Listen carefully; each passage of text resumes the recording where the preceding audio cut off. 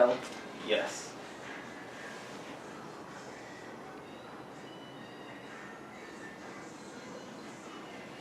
What is happening? Yeah. What is happening? This looks so fire. Who's Jinx? Jinx, she's from the G.I. Joes. She's like a ninja. Oh, yeah, that's right. She fights in the mountain fight in G.I. Joe 2, Retaliation. Okay, dopest part of that movie.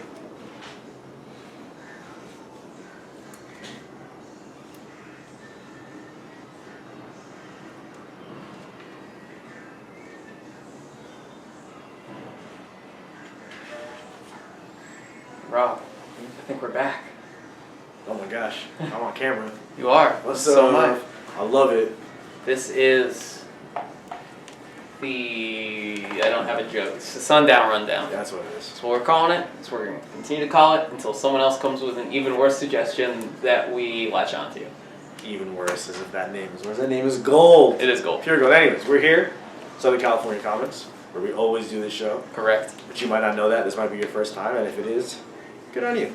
Thanks for giving us a chance. As previously mentioned, you are Rob. I am Rob. And I am Dan. That's who he is. And comics are out. That they and are. about. And on the prowl. Yep. Mm-hmm. They're single, and they're looking for you to buy them. Single issues, that is. Hey. Here at Comics Shop. That was a pun. Get Yeah. it? Quick, single and ready to mingle with issues. I loved it. I did too. I really did love it. Who wants to go first? You or you? How about you go first? Okay. I think it's been a little bit of a while, but Fight Club 2, number 9 is Oh, out. you're leading with that one, eh? Yep. Okay. I saved the best for last. Anyway, Fight Club 2 is out, continuing the story of I don't know the name of the guy. The guy from Fight Club. Chuck Palahniuk. Yeah, Chuck Palahniuk's adventures in being an edgelord. It's cool. It's fun. Cameron Stewart does the art, so it looks great. Really interesting stuff. I think it's worth a read. It's controversial. Some people are like, ew, Fight Club, that old thing?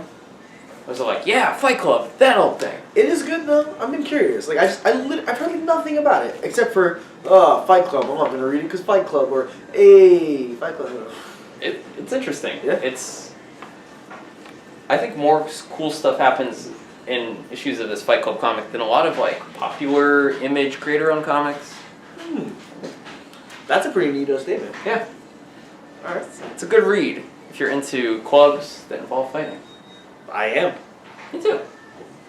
Alright, well, I guess if you're going to lead with the already established title, so will I. We've got the final, long-awaited return of Karnak. Oh man, I miss being closer to the screen. It's Karnak. Karnak number 2 is out. I'm so far away from you guys, I miss you. There was a long delay. Long wait. Morelos, Gerardo, Zaffino, and Antonio Fuso. I think Antonio Fuso is taking over the book full-time after this because the original artist sort of had some problems in his life to deal with. Oh, is that it? Yeah. So I was going to say, oh man, I like that guy. I mean, I also like the other guy, but don't get me wrong. This book was great from beginning to end. Yep. And I'm just so glad it's finally back because that first issue was a great way to start off the series. Yeah. And Karnak is an Inhuman, and he's not an Inhuman. He's an Inhuman pre-Turge and Genesis. Yeah, so Karnak has the Inhuman gene in him? Yeah. He has Inhuman blood potential. Tempering, whatever. And they found it. His parents found out, and they're like, well, we don't want him to go through Genesis. That seems bad. So let's send him to study with, like, nihilist monks. They like, totally touch on that in the beginning of this issue. Yeah. So for people who don't know. So, it's like kind of a kung fu comic? Kind of a, like, life is meaningless comic. Yeah, it's great. It's great. Yeah, it's nothing at all what you'd expect from a Marvel book, and it's everything you want from a proper martial arts movie. Correct. It's great. I love it. You should read it. It's so good. This is going to be great. You know Neal Adams?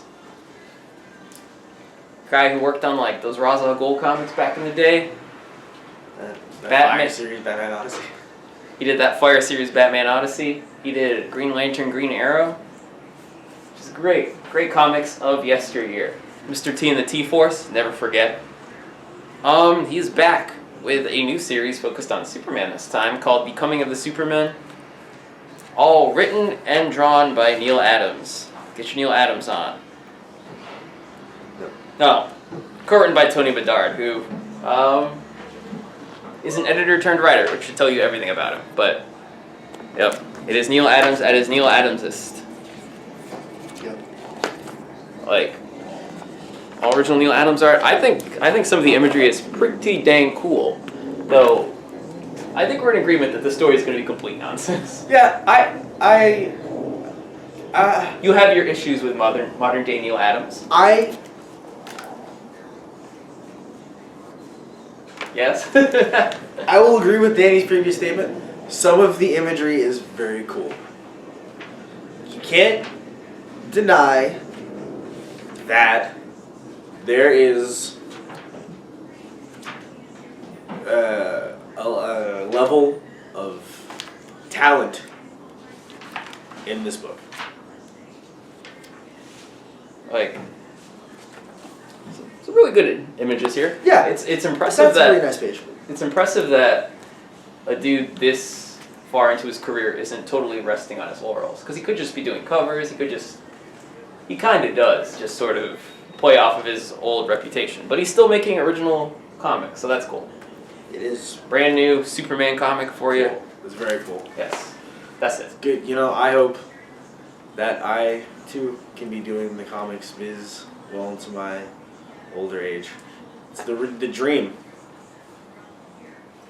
All right. So, Just swallow the bile. I think Neal Adams is a titan of the industry. I think he did some great stuff, and we owe him a lot for that great stuff. and I think he does some stuff now. And so, on to our next title, which is Hellboy and the BPRD, 1953. Behind the fences. Behind the fences, beyond the fences. There's a fence. There's a fence. It's around.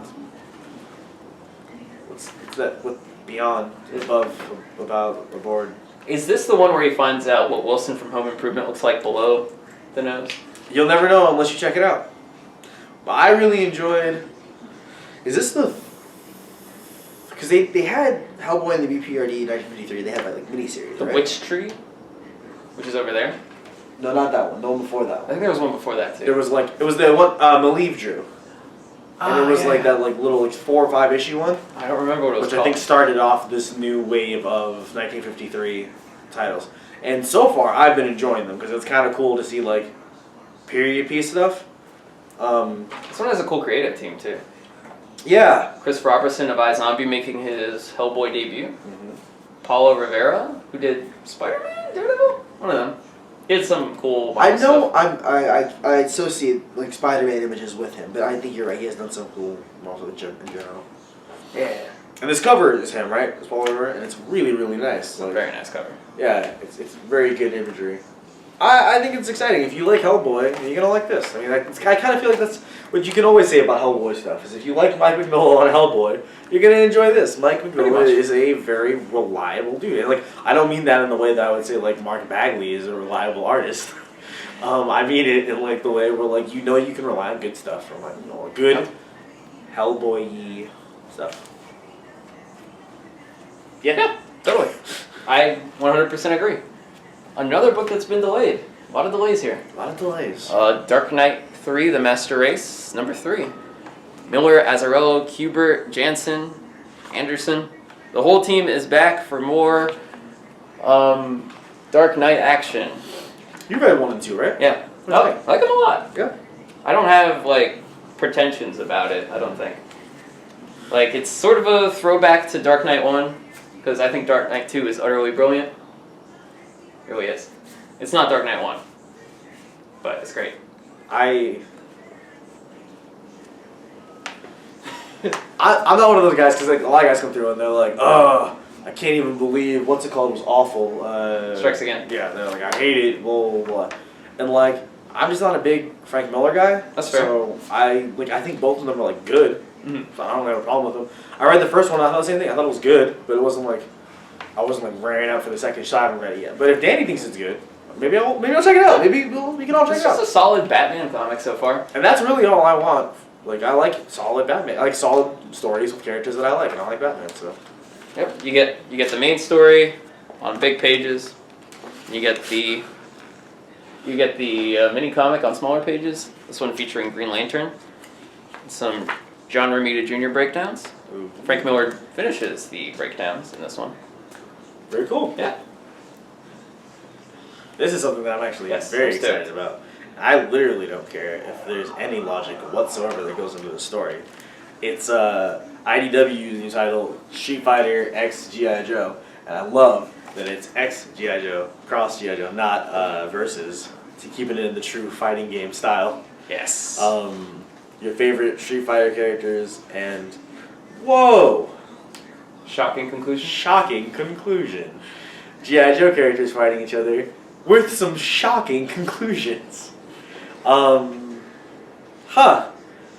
a bunch of like really sick covers. I don't know. Like, we have a bunch of variants. yeah, I really like this one too. I don't know. Like it's just it's cool style, and I'm all about the like ink like art from the Street Fighter series that they've adopted. Oh yeah. I think it's nice. I'm really excited for this book. Yeah, Like the art's pretty sick. Who's on this? I actually don't know. The writer is Aubrey Sitterson, and the artist is Emilio Laiso. That's right, Emilio Laiso, who's a good artist that for some reason is known primarily for his work in Sasuke. Well, you know. Well, yeah. Whatever works. I mean, like, good on him that he gets work, and he does draw people looking very nice. So, I mean, I understand the appeal of putting him on Zenesco, but I think, like, I think he does good stuff. Like, Yeah. I think, If you're a fan of Street Fighter, you're gonna be pleased with this, I think. yes, absolutely. Oh, 100%. If you don't get enough Street Fighter these days playing Street Fighter 5, which you probably don't, because there's never enough Street Fighter. It was a trick. You've been tricked, son. We have been locked in a bitter rivalry in Street Fighter now. It's great. Dave's my favorite person to play against. And I'm not just saying that because we're on screen together right now. Like, I legitimately had a moderate amount of fun playing against everyone else, and then I found out that Danny and I are on, like, close skill levels, and he's better than I am, but it was also great. He destroyed me as Cammy. It's not fair. No one had played against me as Cammy, and he wrecked me, and I thought I was the best in Cammy, and this is entirely unrelated. I gotta say, I'm feeling Cammy as a character in Street Fighter 5. Yeah, she plays well, and I was surprised to find that I was pretty good with Karen, or however you say your name. Which one? Yeah. I managed to win a decent amount of fights. Like not schoolgirl, but like prep school looking. Yeah. Yeah, she looks fun. I didn't play as her yet. Nash also fun. So, do that. Play Street Fighter 5, read Street Fighter X Cross G.I. Joe. Can't go wrong. Can't go wrong. Do we have anything else to talk about? Do we? We, as a store, are always getting in new stuff, which necessitates moving books around from category to category. Correct. For instance, when we get in a large amount of modern books, let's say, what we'll do is we'll move modern books that are currently in there into the dollar books. Yes. So some of your favorite titles, and maybe you're like, regular price, $2.99, $3.99, $4.99, a little bit too much for me. Boom! Suddenly it's in the dollar bins. Yep. And you can start catching up on those series that you've been wanting to read. We've got a couple of the new Marvel series in there already, so you should come in and you should check out the dollar bins because there's going to be new and exciting stuff in there, and that's good stuff. Also, something that I just remembered, the Lord of the Castle, Jaime, they made the request that you and I start engaging, I almost said fans, like we have fans, customers on the show. So if you come in around 5:30 to 6-ish, Danny and I may just harass you as mandated by our boss. Yep. Between, I'd say 5 and 6. 5 and 6 works better, yeah? On Wednesdays. On Wednesdays, right? Talk to us and we'll talk to you on the show. Yeah, we'll get you on. You can tell us about what you're reading, what you're digging, what's happening in your life. Not really so much that last part, but comics related stuff. Yeah. If you want to talk about comic stuff with us, we would be glad to have you. Yeah. I mean, like we're friendly guys. You can tell. We have a nice rapport. I am friendly. Believe it. So yes. So yeah. I think that's the bulk of the exciting stuff that's happening here. I mean, there's always something exciting happening here. Like this is just a great Great time. We have 3x4 super thick top loaders for $3.50. The same price as the latest issue of Sex Criminals. For Or that, you could perhaps- buy top loaders. Oh yes, for that you can buy top loaders. If you felt somehow compelled to not buy Sex Criminals. Which would be foolish, but hey, maybe you've got some tops that need loading. Yeah, exactly. And perhaps the comic is not in your future. Maybe you want the Batman Arkham Origins Play Arts Joker. We have that too. Oh, this is like super duper detailed, like multiple heads, multiple hands, like pose them how you want. It's the Joker. People love the Joker. He's in the new Suicide Squad movie coming in theaters this August. That's Check that out. man, you managed to pitch like a whole bunch of things in a row right there. That was great. Us, the Joker, people reading Joker comics, Suicide Squad. Yeah, a lot of stuff going on in the world of comic books. You can't see it, but there's a Batman from Arkham Asylum cut out, Looking- staring very intently.